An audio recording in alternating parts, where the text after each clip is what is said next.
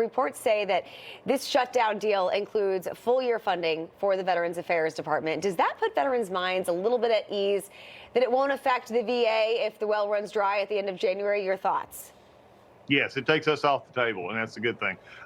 In fact, the sad part about this was, though, is this bill was basically ready to be passed in September, and along with the other two that they actually had. But we had to go through and put veterans at risk and veterans' interest aside, and have really 37,000 plus of my employees go without paychecks as they try to navigate this, what has become a circus on Capitol Hill. So I'm glad to see that we're going to be fully funded through September. And my hope is that they get this all squared away so that the government doesn't have to do this again.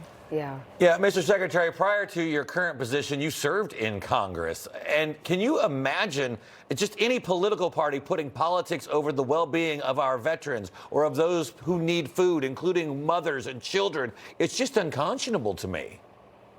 Well, it's something that, again, I think this is a fight that many times you see on Capitol Hill for shutdowns, that you try to go after something that in this case, is frankly sort of interesting that the Democrats are going after something they, as you just rightly stated a few minutes ago, couldn't do themselves. And they put themselves in a box. And this is the problem you get into with positions like this.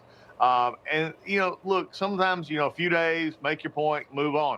This one drug on completely. And it was really disturbing what I was hearing from many of the Democratic congressmen and senators when they said the pain of the American people, and I take that as veterans as well, was their leverage.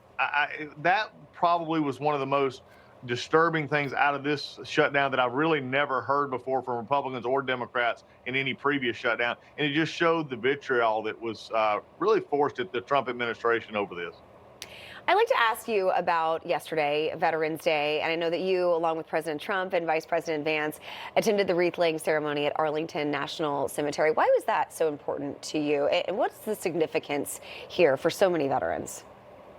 Maintaining our Veterans Day tradition of being at Arlington and then also having a celebration in the amphitheater as well with the president and the vice president is something that I'm glad we continued. I'm glad we made it a priority, because at the end of the day, all these freedoms we talk about, whether it's freedom of the press, freedom of religion, freedom of assembly, freedom of expression, all these other things that we talk about, they're not brought on by,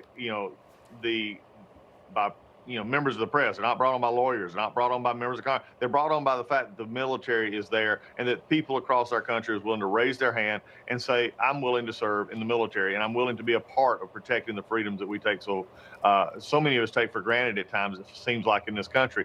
So again, it's very important to say thank you for those that are willing, because I think it also sets a precedent for those coming up. They need to see that this country honors its veterans, those who are willing to leave their homes and go serve.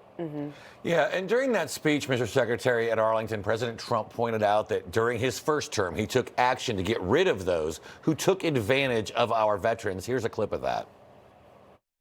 The other thing is we fired thousands of people who didn't take care of our great veterans. They were sadists, they were sick people, they were thieves, they were everything you want to name, and we got rid of over 9,000 of them. And then when Biden came in, he hired them back, many of them. But we got rid of them. And I think we got rid of them permanently. We replaced them with people who love our veterans.